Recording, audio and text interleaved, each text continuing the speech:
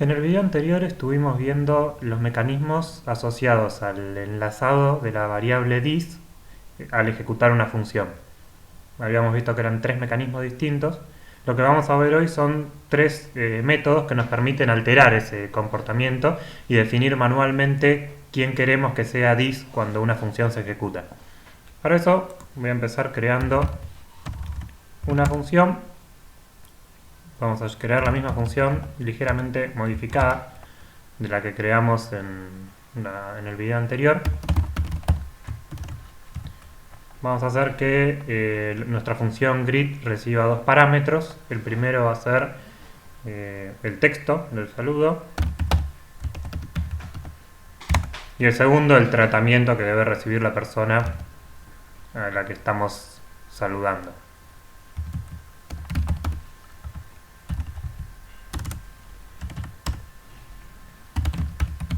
La función va a ser lo mismo que veníamos haciendo.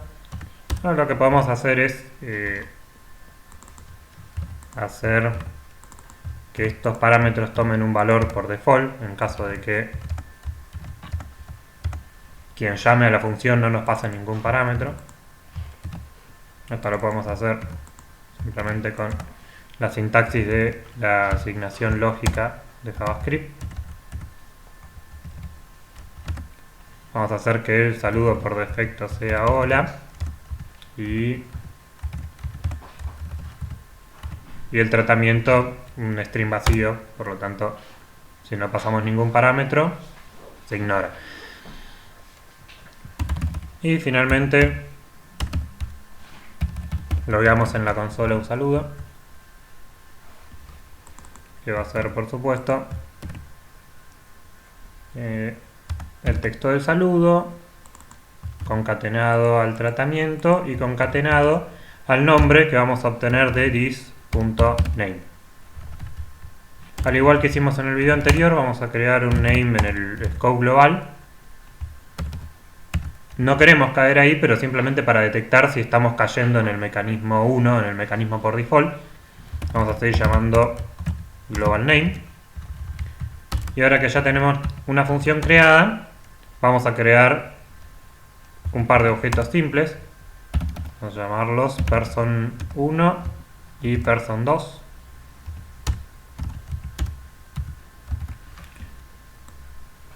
Ambos con un nombre identificable.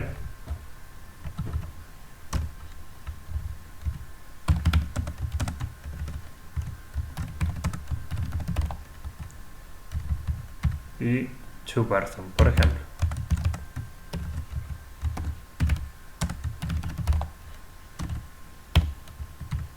Bien, lo que vamos a estudiar entonces es de qué manera podemos hacer que definamos nosotros quién asume el valor de dis cuando la función grid es llamada.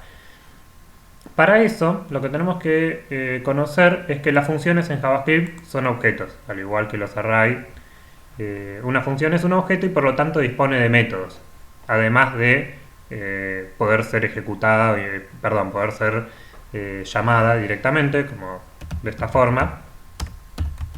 Lo que estamos haciendo ahí es llamar a la función, ejecutarla, pero grid es un objeto y dispone de tres métodos muy interesantes que nos permiten justamente hacer esto que queremos hacer, definir quién va a ser dis cuando la función se ejecute.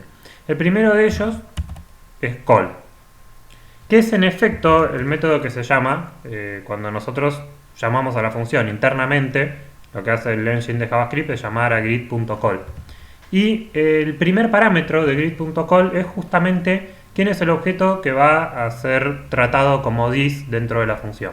Por ejemplo, yo puedo decirle que el objeto es person1 y después tiene una serie de parámetros variables que el primer parámetro va a ser inyectado como dis y todos los parámetros adicionales que yo le pase a la función call van a ser en orden los parámetros que se le van a pasar a la función call al llamar. Entonces voy a pasarle un texto, por ejemplo, buenas tardes, y el segundo parámetro, señor, Entonces lo que hace grid.call es llamar a la función, pero a diferencia de el llamado anterior que nosotros haríamos, por ejemplo, esto sería equivalente a hacer algo como esto, pero si yo directamente invoco a grid, como ya vimos, el this va a asumir el scope global. Vamos a hacer esta prueba, entonces lo voy a descomentar y yo debería ver dos salidas. Vamos a ver. Fíjense, la primera salida que vemos en consola es buenas tardes señor global name, porque se está tomando al invocar directamente a la función, se toma el name que está en el objeto Windows, en la variable global, y en el caso de invocar a la función usando el método call manualmente, nosotros podemos definir a través del primer parámetro quién es this. En este caso, el que le estoy poniendo es person1. Puedo volver a invocar la misma función y con los mismos parámetros, pero con otro objeto, tomando el lugar de this, y vemos las tres opciones. En el primer caso se llama usando como this el objeto window. Recordemos que esto internamente lo que hace es llamar a grid.call y le pasa a window como primer parámetro. En el segundo caso, vamos a this es igual a windows. En el segundo caso, this es igual a person1, y en el tercer caso this es igual a person2. Ahora vamos a ver otra función, la segunda función, que nos permite hacer exactamente lo mismo, pero cambia ligeramente la API, los parámetros que le tengo que pasar a la función. La función teníamos grid.call, y la otra que vamos a ver es grid.apply. Apply es bastante parecida a call, pero el primer parámetro que le pasamos sigue siendo el objeto que queremos que actúe como this, y recibe un solo segundo parámetro. En lugar de recibir un número de parámetros variable, que son tomados como parámetros independientes para el llamado a la función, recibe un array de parámetros que van a ser pasados en orden. Entonces,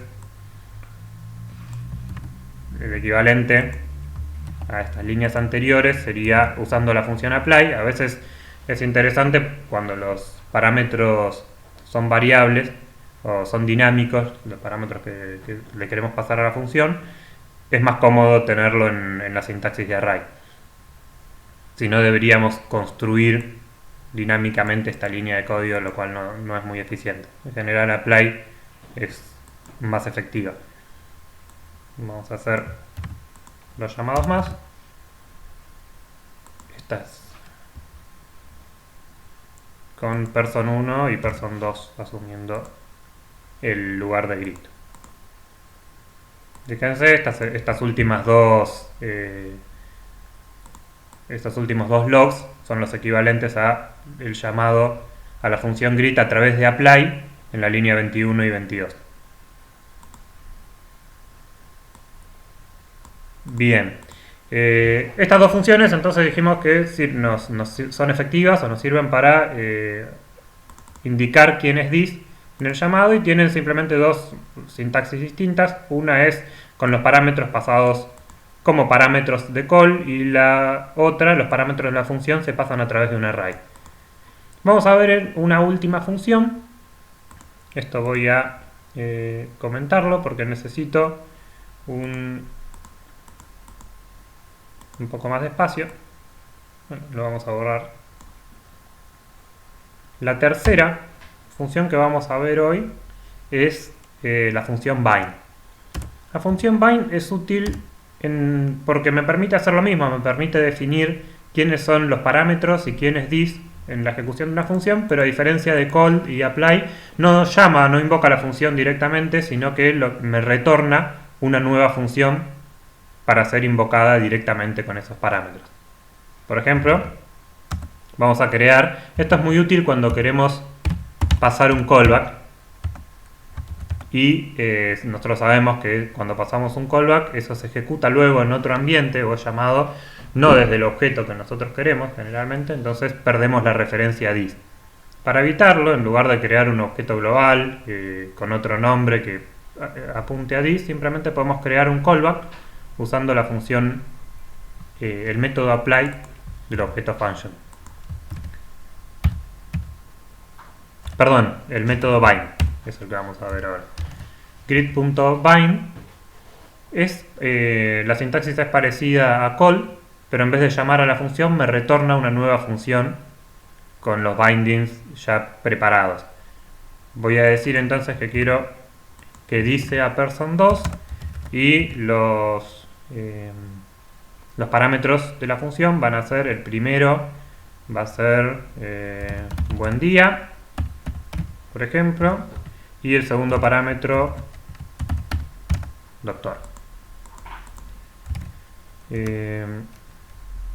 Teniendo este callback, se lo voy a pasar por ejemplo a una función setTimeout. Voy a decir que se ejecute este callback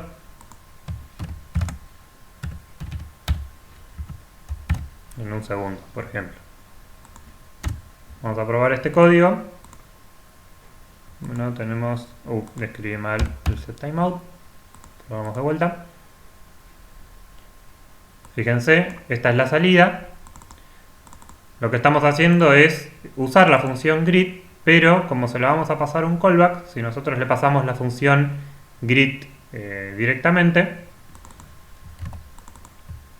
lo que pasaría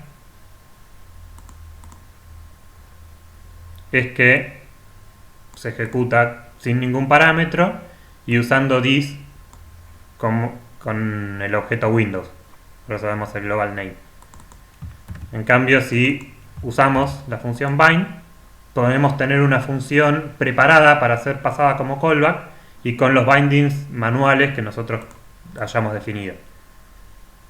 Por supuesto, no es necesario crear esta función intermedia. De hecho, lo más común es que nosotros pasemos directamente, hagamos el bind en el lugar en el que estamos haciendo el callback. Esta sería la solución.